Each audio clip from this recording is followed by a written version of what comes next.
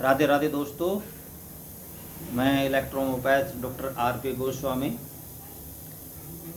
दोनों ग्रुप के सभी सम्मानित चिकित्सक बंधुओं का हार्दिक अभिनंदन करता हूं। और जो हमारे यूट्यूब चैनल्स पर फॉलोवर्स हैं उनका भी हार्दिक अभिनंदन करता हूं। साथियों, हम प्रैक्टिस ऑफ मेडिसिन के अंतर्गत वेरियस डिजीज पर जो है वीडियो लेक्चर के माध्यम से ये महत्वपूर्ण जानकारी आपको दे रहे हैं। आप सभी साथियों से मेरा ये विनम्र निवेदन है कि इस इन्फॉर्मेशन को आप अपने फ्रेंड सर्कल में भी जो है शेयर करें, और जितने ज़्यादा से ज़्यादा हमारे साथी इस वीडियो लेक्चर से जुड़ना चाहते हैं उनको जोड़ने का आप भी प्रयास करें। हम थोड़ा सा प्रयास कर रहे हैं, आप भी जो है इस यज्ञ में जो है थोड़ी थोड़ी अपनी भी आहुति डाल दें, तो इलेक्ट्रोमोपैथी का जो है प्रचार प्रसार अच्छी तरह से हो पाएगा और हमारे जो इलेक्ट्रोमोपैथी के प्रैक्टिशनर हैं उनको ये महत्वपूर्ण जानकारी भी प्राप्त हो जाएगी, जिससे वो भी जो है इलेक्ट्रोमोपैथी के प्रति उनका भी उसमें विश्वास जागृत होगा। तो जितने हमारी ग्रुप के साथी हैं वो इसको शेयर भी ज़रूर करें। तो साथियों, आज हम एक और रोग को लेकर के आए हैं जो ग्रीष्म ऋतु में होने वाला रोग है। तो साथियों, आज की हमारी जो डिजीज है वो है जॉन्डिस, जिसको पीलिया भी बोलते हैं। यदि इस रोग का पर जो है समुचित ध्यान ना दिया जाए तो ये रोग जानलेवा भी हो सकता है। तो साथियों, पीलिया क्या है? पीलिया जो है यकृत से होने वाला एक विकार है जो ग्रीष्म ऋतु और वर्षा ऋतु में अधिकतर देखने को मिलता है। इस रोग में जो बिलिरुबिन की मात्रा है वो ज़्यादा बढ़ जाती है, जिसके कारण आँख, त्वचा, नाखून और पेशाब का कलर जो है पीला आने लगता है, पीला दिखने लगता है। सामान्यतः साथियों, रक्त में जो बिलिरुबिन का स्तर होता है वो 1.2 mg पर डेसीलीटर होता है। यदि इससे अधिक बढ़ जाता है तो समझो उस व्यक्ति को पीलिया रोग है। यह रोग छोटे छोटे नन्हे नन्हे बच्चों से लेकर के जो है 80 साल के वृद्धों को भी अपनी चपेट में ले सकता है। साथियों, यदि इस पर समुचित ध्यान ना दिया जाए तो ये बड़ा खतरनाक साबित होता है, प्राण तक भी ले सकता है। कारणों में इसका कारण क्या है, इस पर चर्चा करते हैं। साथियों, बिलिरुबिन जो है वो पीले येलो कलर का एक पदार्थ होता है जो आरबीसी सेल में, रेड ब्लड सेल में होता है। तो साथियों, क्या होता है, जब आरबीसी सेल डेड हो जाते हैं तो लीवर इस बिलिरुबिन को फिल्टर करके जो है वो बाहर निकाल देता है और इस प्रकार से ये क्रिया चलती रहती है। लेकिन कई बार क्या होता है कि लीवर में किसी भी प्रकार से, किसी भी कारण से कोई खराबी आ जाए, कोई गड़बड़, कोई समस्या पैदा हो जाए, तो ये बिलिरुबिन को बाहर निकालने का प्रोसेस जो है वो ठीक तरह से नहीं कर पाता, जिसके कारण ब्लड के अंदर बिलिरुबिन का स्तर बढ़ने लगता है। इसमें यदि हम LFT या फिर अल्ट्रासाउंड वगैरह करवा करके देखते हैं तो उसके अंदर जो है हमें क्लियर रिपोर्ट मिल जाती है कि बिलिरुबिन का स्तर क्या है। उसके अंदर जो है SGPT, SGOT, एल्कलाइन फोस्फेट ये सब बढ़ जाते हैं। Direct bilirubin, indirect bilirubin, total bilirubin सब कुछ जो है वो उसके अंदर, रक्त के अंदर बढ़ जाते हैं। तो साथियों, कारण तो इसके पीछे जो है कुछ भी हो सकता है, लीवर में वो हम बात करेंगे। तो जब ब्लड के अंदर, रक्त के अंदर बिलिरुबिन का स्तर बढ़ जाता है तो उस अवस्था को हम पीलिया रोग से जानते हैं। इसके अतिरिक्त कॉन्टामिनेटेड लिक्विड और जो है फूड खाने से भी यह रोग जो है हो जाता है। इसके अतिरिक्त हेपेटाइटिस है, वो चाहे कोई भी है, ABCDE जो भी है,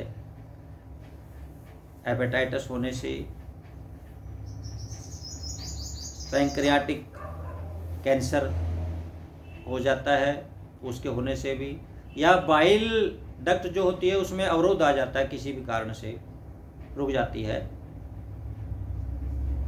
या फिर जो लोग अधिक मात्रा में शराब का सेवन करते हैं और लंबे समय तक जो है हाई ड्रग्स का इस्तेमाल करते हैं, उन लोगों को भी जो है पीलिया हो जाता है। तो ये है कारण साथियों पीलिया होने के, और इसका इलाज भी जो है उसका कारण जान करके ही हमें यहाँ पर करना चाहिए। ये नहीं है कि पीलिया हो गया है और जो हमने मेडिसिन बता दिया उसी के पीछे आपने जो हुई ट्रीटमेंट दे दिया और कर दिया आपने ट्रीटमेंट, तो उसमें आपको समुचित सफलता नहीं मिल पाएगी। क्योंकि जब तक हम उसके रूट काज को नहीं जानेंगे तब तक हम इस रोग का उपचार नहीं कर सकते। अगर कॉन्टामिनेटेड वायरस से इन्फेक्शन है तो उसका ध्यान रखना पड़ेगा। यदि शराब के सेवन से अल्कोहलिक जो है हेपेटाइटिस है उसका ध्यान रखना पड़ेगा। यदि बाइल डक्ट में अवरोध है वो भी देखना होगा। या ऐसा तो नहीं कि कोई पेशेंट लंबे समय से हाई ड्रग्स जो है वो सेवन कर रहा है। तो इस तरह की जो चीज़ों को है वो ध्यान रखना होगा, और उसको ध्यान को रख करके फिर उसका ट्रीटमेंट करेंगे तो हमें 100% सफलता इसके अंदर मिलती है। हमारे पास मैंने कई बार जो है इस ट्रीटमेंट को अपने ग्रुप के अंदर भी जो है रिपोर्ट्स को मैंने शेयर किया था, जिसके 3800 SGPT SGOT 12 mg जो है mg पर डेसीलीटर जिनका बिलिरुबिन भी बढ़ा हुआ था, ऐसे रोगियों को हमने 15 दिन में बिल्कुल नॉर्मल कर दिया है। और वो रिपोर्टें मैं जो है कई बार अपने ग्रुप्स में मैं शेयर कर चुका हूँ। आप में जो है बहुत से साथियों ने उसको देखा भी होगा। तो बहुत ही अच्छा इसके अंदर जो इलेक्ट्रोहोम्योपैथी के अंदर इसका इलाज है।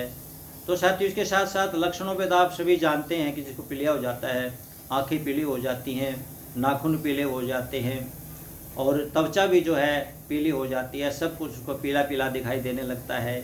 यूरिन जो है वो येलो कलर का हो जाता है, उसको जो है भूख की कमी हो जाती है, और सबसे बड़ा लक्षण जो है साथियों उसको ड्राई इचिंग होने लगती है पूरी स्किन के अंदर। क्योंकि ये तब होता है जब बिलिरुबिन की मात्रा शरीर में ज़्यादा बढ़ जाती है, तब उसको सूखी खुजली होने लगती है, कमजोरी महसूस करता है, बुखार भी आने लगता है, खाने पीने में उसका मन नहीं करता। इस प्रकार के जो लक्षण हैं वो जॉन्डिस के रोगी के होते हैं। तो साथियों उचित कारण जान करके यदि हम इसका इलाज करते हैं तो हमें सफलता 100% जो है इसमें मिलेगी। तो हम इलेक्ट्रोहोम्योपैथी में जो है क्या कर सकते हैं, तो इलेक्ट्रोमोपैथी में साथियों जैसे हमारी एंटीबायोटिक जो है हमारे पॉपुलर कंपोजिशन हैं बीपी बीसी, और इसके साथ में H2 और जो है H10 का हमने पहले कंपोजिशन के अंदर प्रयोग इनका किया है। तो इसमें बीपी की 20 ड्रॉप, बीसी की 10 ड्रॉप है, H2 की भी 20 ड्रॉप है और H10 की भी हमने यहाँ पर 20 ड्रॉप लिए हैं। तो साथियों बीपी आप जानते हो कि डाइजेस्टिव सिस्टम की मेडिसिन है, बीसी है बॉडी पेन में काम करती है, नर्वस सिस्टम पर काम करती है और भूख भी जो है बढ़ाने में ये काफ़ी हेल्पफुल जो है हमारी बीसी औषधि है। शरीर में जो है ऑक्सीजन की मात्रा, ऑक्सीजन का लेवल भी जो है ये बढ़ाती है। H2 है साथियों, जैसे बिलिरुबिन की मात्रा खून के अंदर बढ़ जाती है तो जितने भी अपशिष्ट पदार्थ ब्लड में जो है डाइल्यूट हो चुके हैं उनको छान करके जो है H2 का कार्य है बाहर करना। H10 साथियों यहाँ पर पूरी एलिमेंट्री कनाल की हमारी औषधि है, पूरे एलिमेंट्री कनाल पर जो है इसका प्रभाव है, तो H10 का हमने यहाँ पर इसलिए प्रयोग किया है। तो साथियों इन सब को जो है हम 30 ml में इकट्ठा करेंगे और बाकी का डिस्टिल वाटर डाल करके उसके अंदर 10-10 बूंद जो है 15-15 बूंद जो है रोगी को दिन में 3 से 4 बार जो है उसकी आवश्यकता अनुसार उसको दें। दूसरा हमारा कंपोजिशन है साथियों C10 वर्वन और YE का। साथियों C10 आप सब जानते हैं कि हमारे लीवर की औषधि है, लीवर पर जो है इसके फंक्शन पर, लीवर के स्ट्रक्चर पर इसका बहुत अच्छा खासा जो है कार्य है। वर्वन जो है साथियों हाथों में सूजन है या लीवर में सूजन है या पेन है या दस्त वगैरह की प्रॉब्लम है, डायरिया की प्रॉब्लम है, तो वहाँ पर वर्वन का कार्य बहुत अच्छा यहाँ पर है।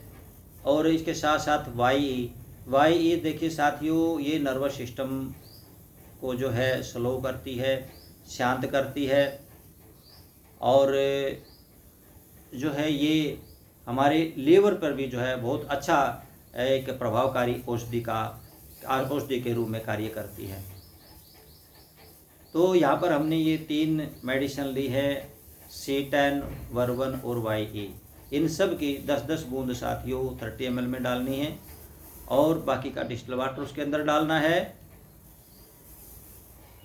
30 ml की बोतल में इसको डाल देना है और इसकी भी जो है 15-15 बूंद जो है दिन में 4 बार रोगी की अवस्था के अनुसार, रोग है रोग की अवस्था के अनुसार उसको 3 से 4 बार दे सकते हैं, आप दें। और यदि कॉन्स्टिपेशन की प्रॉब्लम है तो वहाँ पर आप कॉन्स्टिपेशन वाला जो है फार्मूला हम बताते हैं आपको, वो दे दें उनको H2 C10 वर2 सलास और YE का D3 से देना है डायरेक्ट। इसको डाइल्यूट ना करें, इसको जो है स्ट्रोक ना दें, D3 से सीधा लेकर के थोड़ा सा डाइल्यूट कर दें और रोगी को 50 से 60 बूंद रात को सोते समय हल्के से पानी के साथ, हल्के गर्म पानी के साथ में इसको सेवन करा दें।